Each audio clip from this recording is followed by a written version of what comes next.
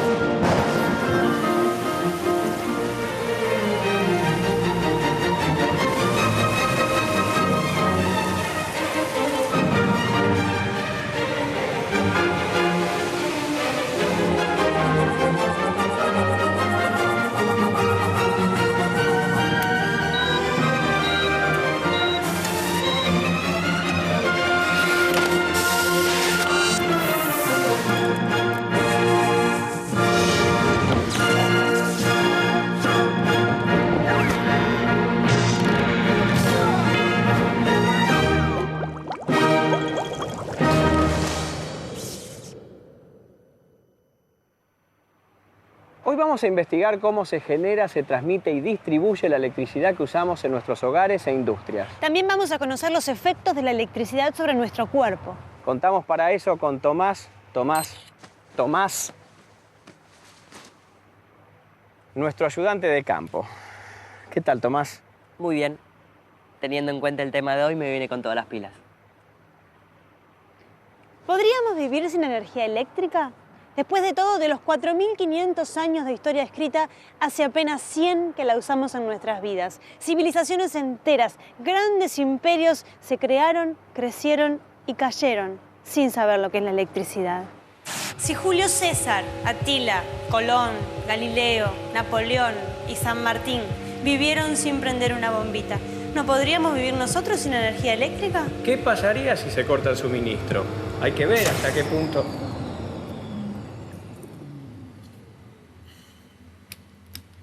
Hay que ver hasta qué punto dependemos de la electricidad.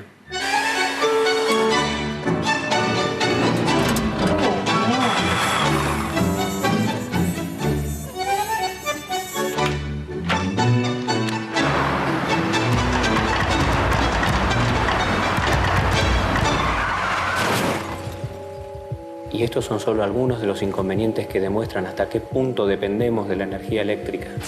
Hay una forma sencilla de ver cuán electrodependientes somos. Contemos el número de interruptores en nuestra casa. A cada interruptor lo llamaremos clic. Un interruptor, un clic. 5 interruptores, 5 clics. Yo tengo 27 llaves de pared y 9 perillas. En total, 36 interruptores. ¿Y la llave de la computadora? Ah, no la conté. ¿Y el botón de encendido del televisor? Tampoco. ¿Los botones del control remoto? ¿Y del equipo de audio? ¿El DVD? ¿El lavarropas? ¿El equipo de audio? Ya lo dije, el ascensor. ¿El tablero? ¿El coso que te viste que te pones así? ¿La planchita para el pelo? La planchita para el pelo. ¿La afeitadora eléctrica? ¿El aire acondicionado? ¿El ventilador? Anda a contar de nuevo. Sí, bueno, mejor voy a contar de vuelta. Es que los clics domésticos no son ni 10, ni 20, ni 50. Son 100, 200, centenas. De hecho, siempre hay más artefactos que tomacorrientes.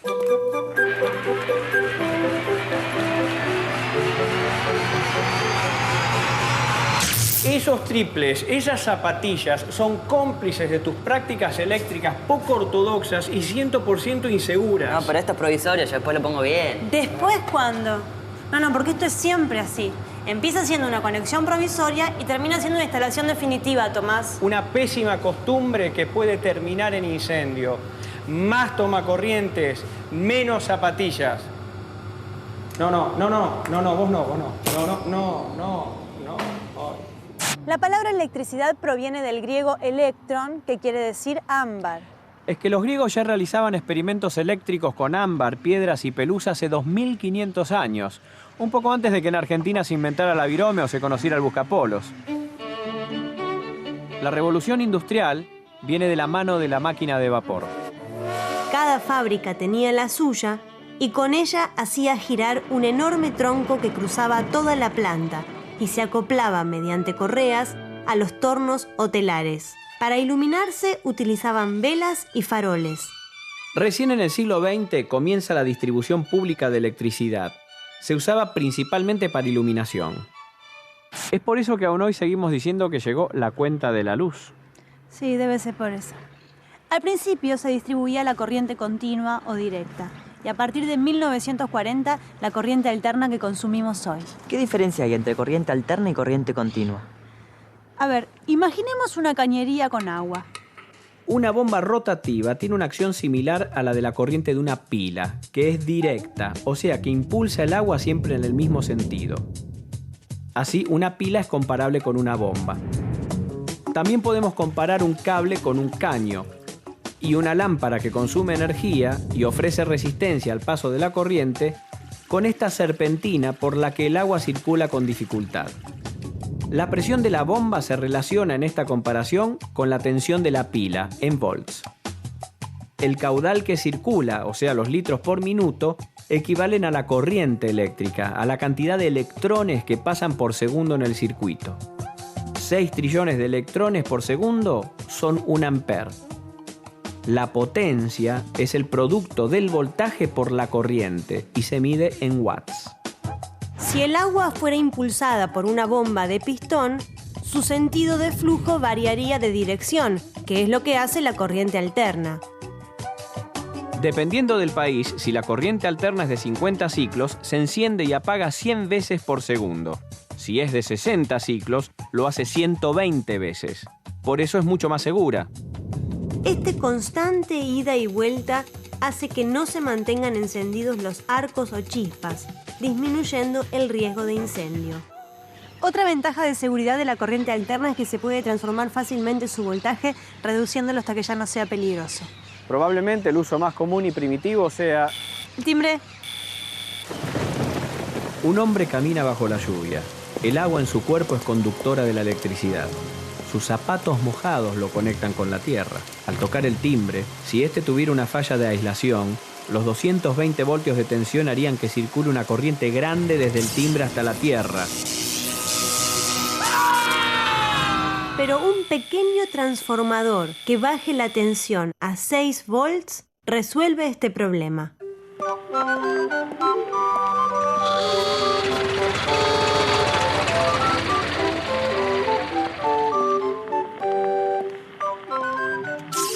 Por eso, en los tiempos de la corriente continua, que no era fácil de transformar, los timbres funcionaban con pilas, que cada tanto se secaban y había que cambiar.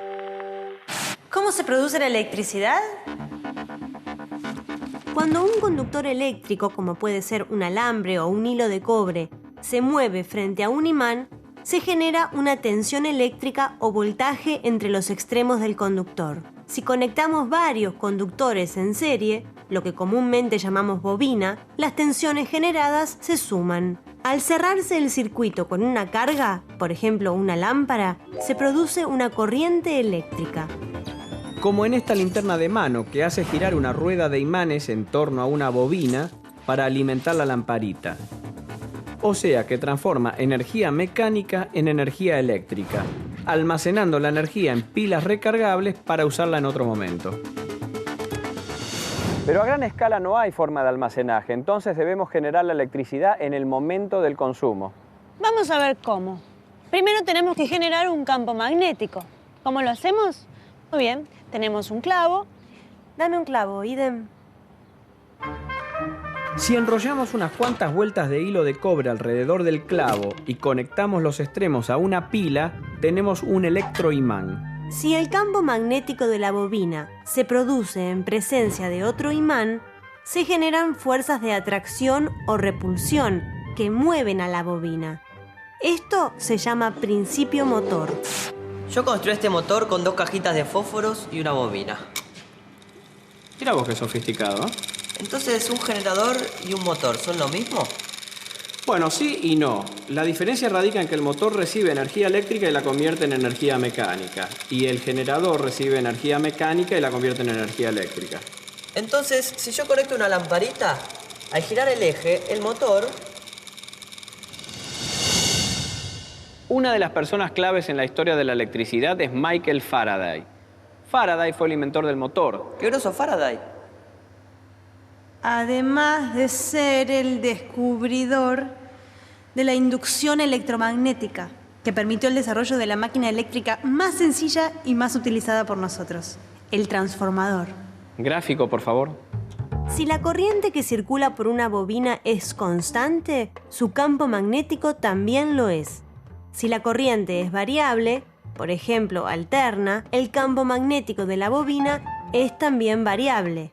Cuando un campo magnético varía, aparece voltaje en los conductores y bobinas que estén cerca. Si enrollamos dos bobinas aisladas alrededor de un trozo de hierro que canalice el flujo magnético, al alimentar la primera con tensión alterna, el flujo magnético variable generado por esta va a inducir un voltaje en la segunda. Ese es el principio del transformador. Y acá vienen los números. La relación del voltaje que entra en la primera bobina y el que sale de la segunda está dada por la relación del número de vueltas de alambre en cada bobina. El número de vueltas de la primera bobina sobre el número de vueltas de la segunda bobina es igual al voltaje que entra sobre el voltaje que sale.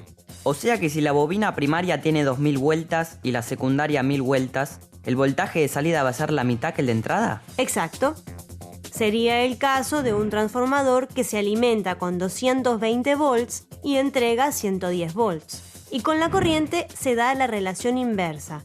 Si el voltaje se transforma a la mitad, la corriente se transforma al doble. O sea que si la bobina primaria recibe 1 ampere, la secundaria entrega 2 amperes. Exacto. ¿Y te acuerdas de la potencia? ¿Eh? La potencia. ¿Qué potencia? La potencia, que es el voltaje por la corriente, es la misma de los dos lados.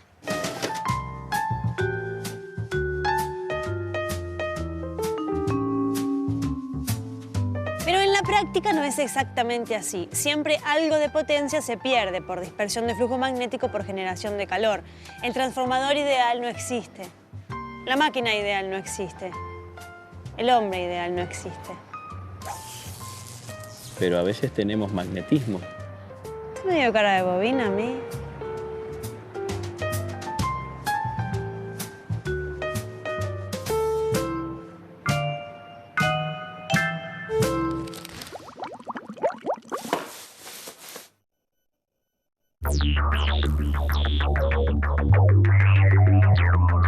Bienvenidos al mundo de la alta tensión. Estamos en el lado oscuro del enchufe. Este transformador toma los 20.000 voltios y 20.000 amperes que entrega un generador de la central y eleva el voltaje a 500.000 voltios. Al subir el voltaje, hace falta que circule menos corriente para obtener la misma potencia, y los cables que se usan para transmitir la electricidad a miles de kilómetros no necesitan ser tan gruesos. Este es el cable que trae los 20.000 voltios y 20.000 amperes del generador al transformador. No se puede cablear una ciudad y todas las casas con esto. 20.000 voltios y 20.000 amperes. Es una potencia de 400 millones de watts. 400 megawatts o megavatios si nos ponemos telúricos. Este transformador es tan grande que además de tener bobina primaria y secundaria, debe tener bobina universitaria. Ya dijimos que los generadores de las centrales eléctricas funcionan como el alternador de un auto, transformando la energía mecánica del motor en energía eléctrica. Pero estos generadores no pueden usar nafta. ¿Cómo funcionan entonces? Las centrales hidroeléctricas aprovechan las diferencias de nivel del terreno por donde pasan ríos. Se embalsa el agua y se la deja caer a través de turbinas que se acoplan a los generadores. En este caso, la energía potencial gravitatoria de una masa de agua se transforma finalmente en energía eléctrica en generadores impulsados por turbinas. Se pueden construir varias represas en un mismo río, pero la retención de agua tiene que ser coordinada, ya que si una represa embalsa demasiada agua, inunda la salida de la represa que está río arriba, dejándola sin altura para el funcionamiento de sus turbinas. A favor de la generación hidroeléctrica, no utiliza combustible, no contamina. En contra, hay que inundar enormes extensiones. Se afecta al paisaje, se altera el clima y obliga a personas y animales a hacer las valijas. ¿Y qué pasa si hay sequía? Veamos las centrales térmicas. Usan combustible. Generan calor y hierven agua. Del agua sale vapor, el vapor impulsa las turbinas mueven los generadores. A mí me cierra. Pero usan mucho combustible. Ah. Emiten dióxidos de carbono. ¿Probamos otra? Dele. Centrales geotérmicas. Las centrales geotérmicas son similares a las térmicas, pero usan el vapor que surge del interior de la Tierra para impulsar sus turbinas. Estas centrales no necesitan quemar combustible. Listo, me llevo una docena. Es que ese es el problema, hay pocas, muy pocas. Al final usted por cada solución tiene 2 problemas. Queda una, ¿Cuál? la central nuclear. La energía nuclear es la forma de generación eléctrica más barata y limpia. No genera gases y sus insumos abundan. En Argentina, el 12% de la energía eléctrica proviene de centrales nucleares como la de Atucha. Tienen algunos problemas.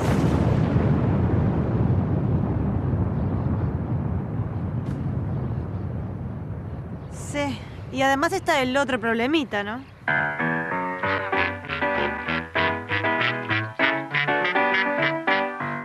En realidad, los accidentes de las centrales nucleares no pueden ocasionar ni un estallido ni una mala película. Son cosas más sutiles pero igualmente catastróficas. Cáncer, esterilidad, quemaduras. ¿Y no será preferible el calentamiento global? Total, me saco el suéter, me tomo un licuado.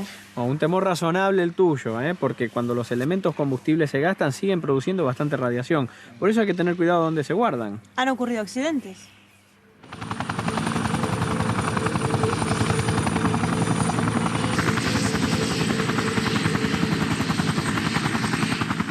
¿No sería mejor buscar alternativas? No me digas, Tomás. Muy buena idea, ¿eh? ¿Y a usted qué se le ocurre, licenciado? Y por ejemplo, una central tidal o mareomotriz. Claro, que aproveche las diferencias de altura de la marea para embalsar el agua. Molinos de viento para energía eólica y energía solar. Tenés razón, Tomás. Vamos a sugerir tu idea. Seguro que no se le ocurrió a nadie.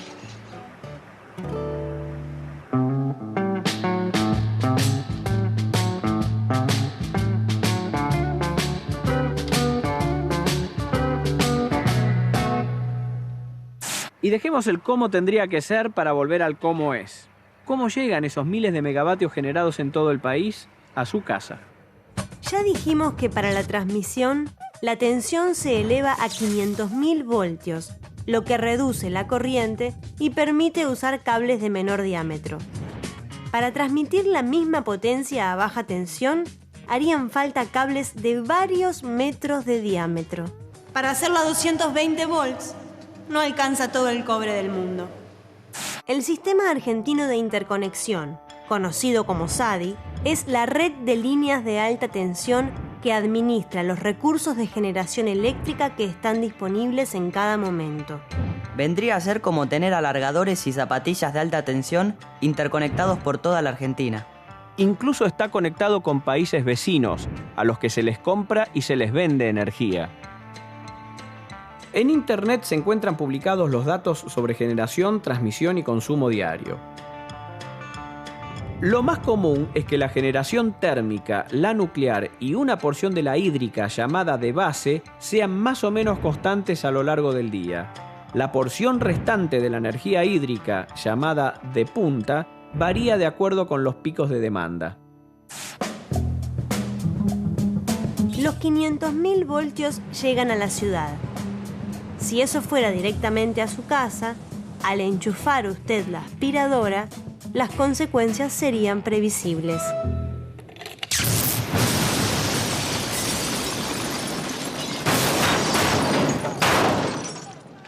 Entonces bajemos un par de cambios, o mejor dicho, unos miles de volts.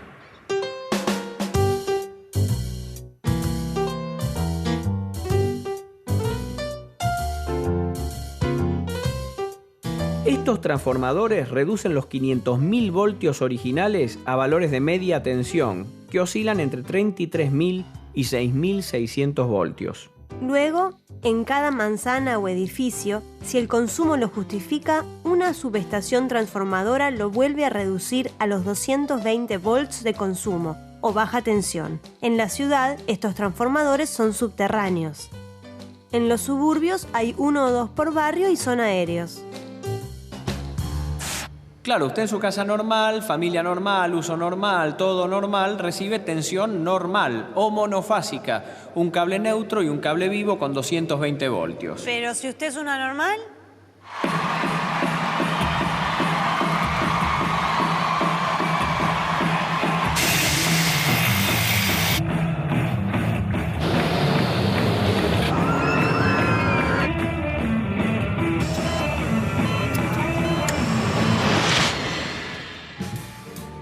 En ese caso, en vez de recibir 2 cables, le dan 4, un neutro y 3 vivos diferentes. Entre un vivo cualquiera y el neutro hay 220 voltios, pero entre 2 vivos hay 380 voltios. Con esa clase de alimentación, llamada trifásica, los motores son más chicos y andan mejor. Y hasta acá llegó la responsabilidad pública. Del medidor para allá es asunto suyo. El voltaje de una casa es constante, 220 voltios. Pero si se van agregando artefactos, van subiendo los amperes, o sea, la corriente.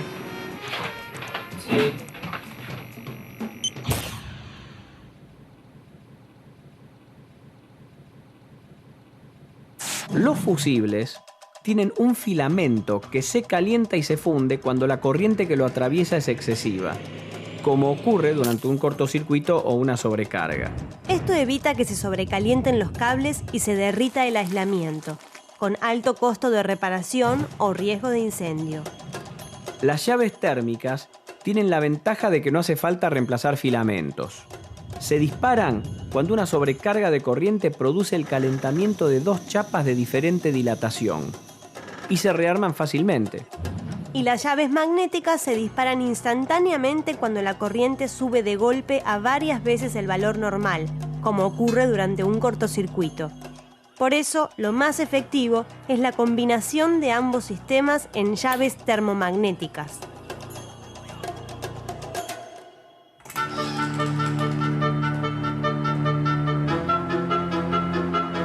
Para probar el correcto funcionamiento del sistema de protección, provocaremos un cortocircuito intencional. Por favor, no prueben esto en sus casas. ¿Por qué? ¿Es peligroso? A mí me dijeron que no era peligroso. No, Tomás, no te preocupes, eso se dice siempre, es una formalidad.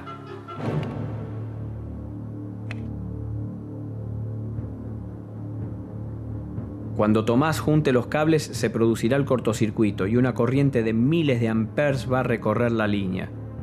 Veamos qué ocurre.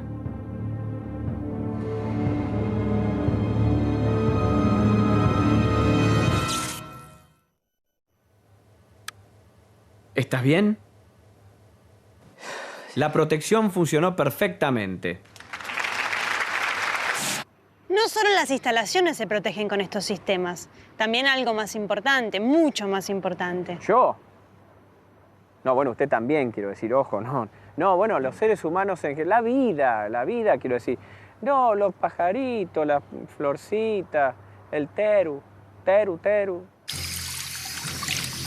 Nuestro sistema nervioso funciona transmitiendo impulsos eléctricos en el orden de los milivoltios, milésimas de voltios. Si recibimos tensiones mucho mayores, se podrían paralizar los músculos con graves y hasta mortales consecuencias.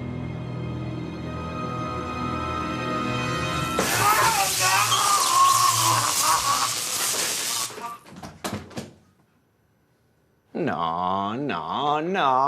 Una descarga eléctrica no es una película de terror. No, un shock de 220 o 380 volts es doloroso, puede ser letal, pero no salen chispas del cuerpo humano. ¿Vio qué le dije? No, la próxima vez no me ande descalzo con las manos mojadas, ¿eh? Le puede pasar cualquier cosa. Un artefacto eléctrico mal aislado puede descargar a través de su carcasa. Por eso los chasis tienen una conexión de tierra que corresponde a la patita inferior de los enchufes. Los adaptadores que anulan la conexión a tierra no son recomendables, incluso están prohibidos, pero son más seguros que una conexión improvisada. Obviamente evitar una descarga es lo más deseable, pero en caso de que ocurra hay un dispositivo que nos puede salvar. El disyuntor diferencial. Un dispositivo que se activa cuando existen diferencias entre la corriente que recorre el vivo y la que recorre el neutro. Eso ocurre cuando hay una fuga a tierra, posiblemente a través de una persona, que gracias al disyuntor no recibe corriente durante demasiado tiempo. ¿Y Tomás, qué aprendiste hoy? ¿Eh? ¿Qué pasó hoy? Querido, todo lo que hicimos... Las agarré. Hoy aprendí un montón. Miren, aprendí que la electricidad se produce en las centrales generadoras. De ahí se transforma a alta tensión para la transmisión por líneas miles de kilómetros. Cuando llega a la ciudad, se transforma primero a media tensión y finalmente a 220 volts, para que podamos consumir, consumir y consumir. En apenas un siglo nos hemos vuelto electrodependientes, pero es una dependencia que aumenta nuestra... ¿Qué pasó? ¿Hola? ¿La luz? ¿Licenciado? Esto no está bien. ¿Hola?